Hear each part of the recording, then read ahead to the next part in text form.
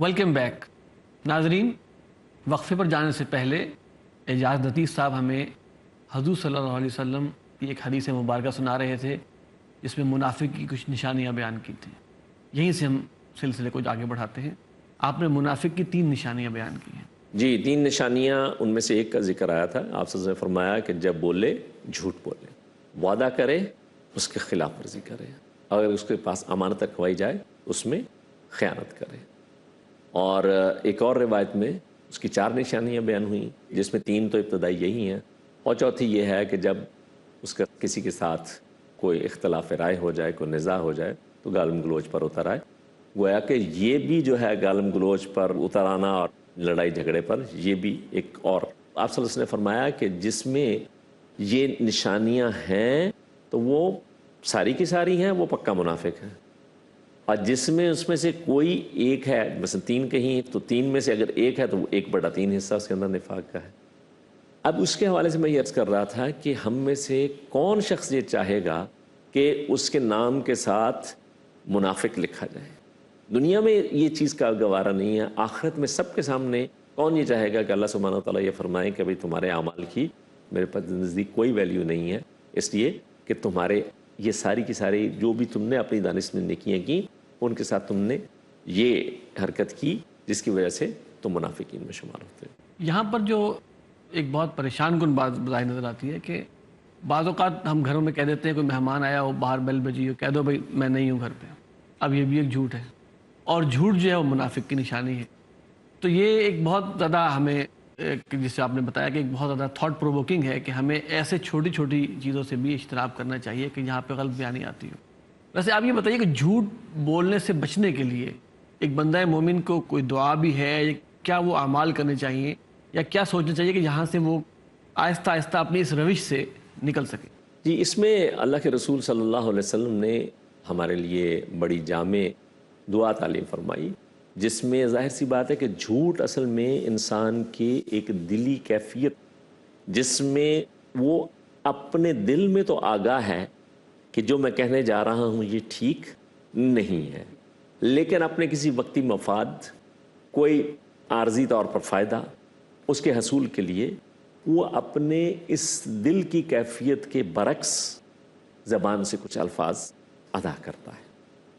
تو اس کے لیے آپ صلی اللہ علیہ وسلم نے اسی لیے جو ہے، اور نفاق کہاں جڑ پکڑتا ہے؟ دل۔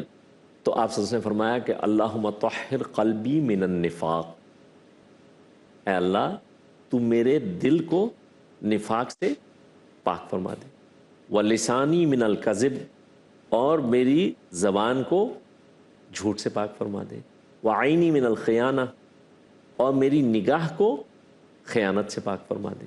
یعنی اس دعا کے اندر ان ساری خرابیوں سے بچنے کی، دل کے اندر منافقت، زبان سے جھوٹ، اور آنکھوں کی، نگاہوں کی خیانت، جو اگر اس وقت ہمارا موضوع نہیں ہے لیکن وہ بھی بہت بڑی ہلاکت خیز چیز ہے۔ ان ساری چیزوں سے بچنے کے لیے دیکھیے ہمارا خالق اور مالک وہ تو قادر ہے نا کہ وہ ہمیں یہ توفیق عطا فرمائے، ہمارے دل سے بھی جو ہے ایسی منافقت جہاں قول و فعل کا تضاد ہو وہ بھی ختم ہو جائے، ہماری زبان اس پر جھوٹ کے الفاظ آنا بھی چاہیں تو اللہ سبحانہ و تعالیٰ ہمیں اس وقت قوت گویائی اتنی دیر کے لیے نہ عطا فرمائے، اس کی بجائے اس سے ایک سچ بات ہی نکلے، اور ہماری نگاہیں وہ بھی جب اگر خدا نخواستہ ہے پھسلنے کا معاملہ ہو تو اس وقت بھی، یعنی اس میں یہ اس دعا کے اندر اس ساری چیزوں سے بچنے کے لیے ہمیں آپ صلی اللہ علیہ وسلم نے یہ ہے، وہ میں نے عرض کیا تھا کہ وہ جوامع الکلم، سوچیں ہم نے تو بات کی تھی دعا کے حوالے سے زبان سے جھوٹ سے بچنے کے لیے، لیکن آپ صلی اللہ علیہ وسلم کی دعا جو ہے وہ کتنی چیزوں کو کور کر رہی ہے۔ ہم اپنے الفاظ میں مانگیں وہ بھی اللہ سبحانہ تعالیٰ سنتے ہیں، لیکن آپ صلی اللہ علیہ وسلم کی تعلیم فرمودہ یہ مسنون دعائیں اگر ہم ان کو یاد کرنے کا، ان کو اپنے معمول میں داخل کرنے کا اہتمام کرتے ہیں تو جو نورانیت ان الفاظ کے اندر ہے، اور ظاہر سی بات ہے کہ آپ صلی اللہ علیہ وسلم کو بھی تو یہ الفاظ کس نے تعلیم فرمائے؟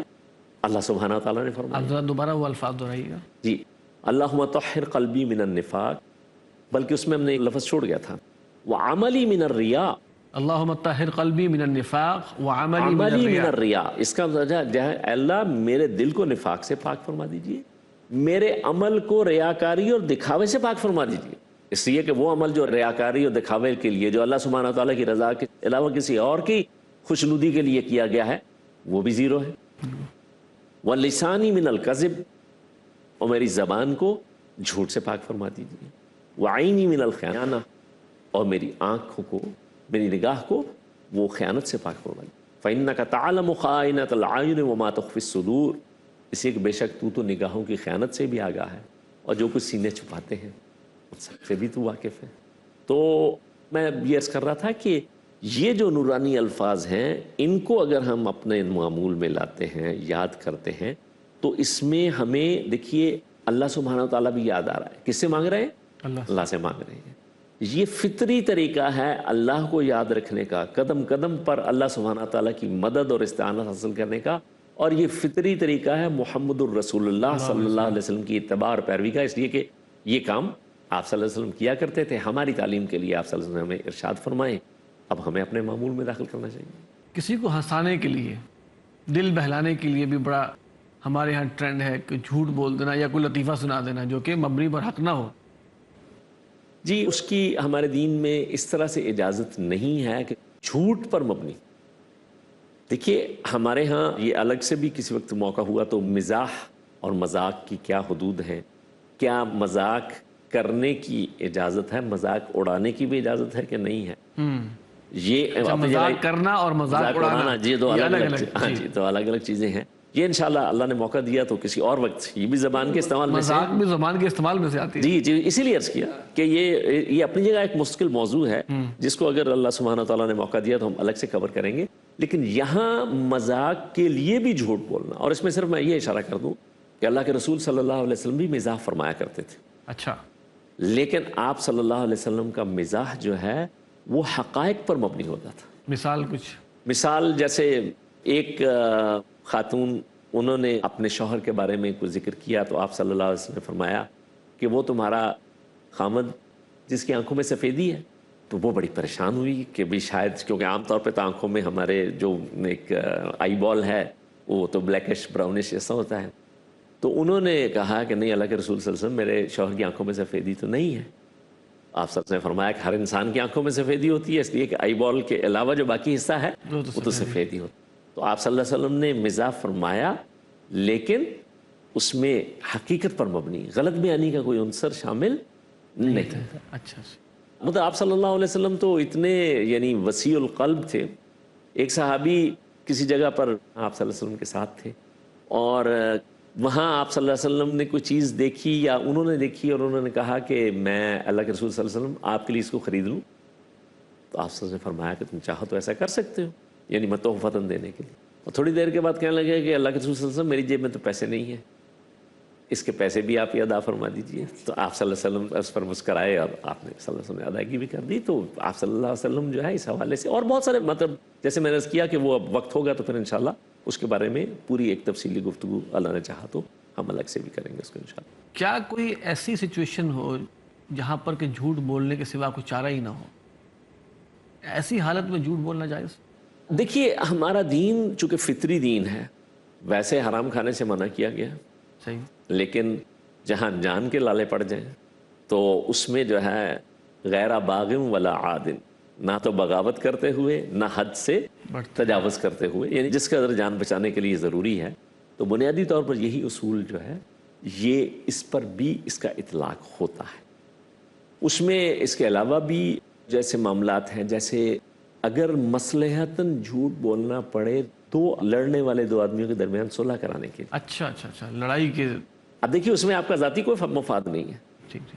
آپ دو آدمی ناراض ہیں، بجائے اس کے کہ آپ لگائی بجائی کریں اور زیادہ بھڑکائیں ان کو، آپ ان کے بارے میں اگر مثبت جذبات اور جملے کہتے ہیں، مثال کے طور پہ آپ کہتے ہیں کہ نہیں بھائی وہ تو آپ کے لیے دعا کرتا ہے، آپ اس میں خامخواہ ناراض ہو رہے ہیں، اور اس میں غلط نہیں ہے.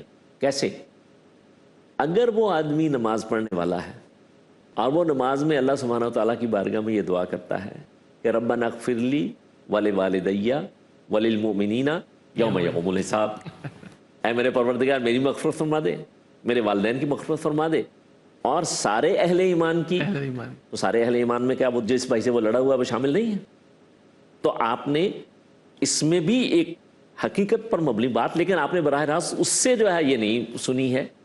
لیکن آپ اگر صلح کرانے کے لیے کسی کو یہ بات کہتے ہیں کہ بھائی یہ تو تمہارے لیے اچھے جذبات رکھتا ہے، ادھر جا کے اس کو بھی، تو ممکن ہے ان کے دلوں میں جو نفرت ہے چلے وہ ایک تو یہ جذبات. ہو گئی، اس کے علاوہ کوئی اور؟ اس کے علاوہ اب کسی جگہ پر اگر مثال کے طور پہ کوئی چور یا ڈاکو آ کر وہ آپ کو گن پوائنٹ پر کہتا ہے کہ جی بتائیے کہاں پر آپ کا سامان ہے، تو وہ ڈپینڈنگ اپان دا سچویشن، عام حالات میں تو سیف یہی ہے کہ بھائی دے کے جان چھڑاؤ.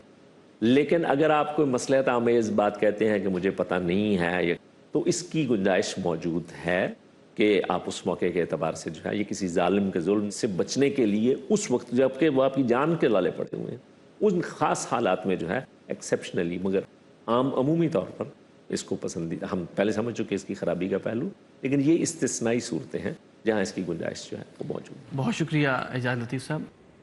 محترم ناظرین، منافق کی 3 نشانیاں، اور پہلی نشانی جب بولے جھوٹ بولے. ہمیں چاہیے کہ ہم اس معیار کو لیں اور اپنے آپ کو اس پر پرکھیں، کیا کہیں ہم اس کیٹیگری میں تو نہیں فال کر رہے ہیں؟ کیا زبان کا غلط استعمال ہمیں منافقوں کی فہرست میں تو نہیں ڈال رہا؟ آج کے پروگرام کا وقت ختم ہوا. انشاءاللہ اگلے پروگرام میں ایسے ہی موضوع پر دوبارہ حاضر ہوں گے. السلام علیکم ورحمۃ اللہ وبرکاتہ.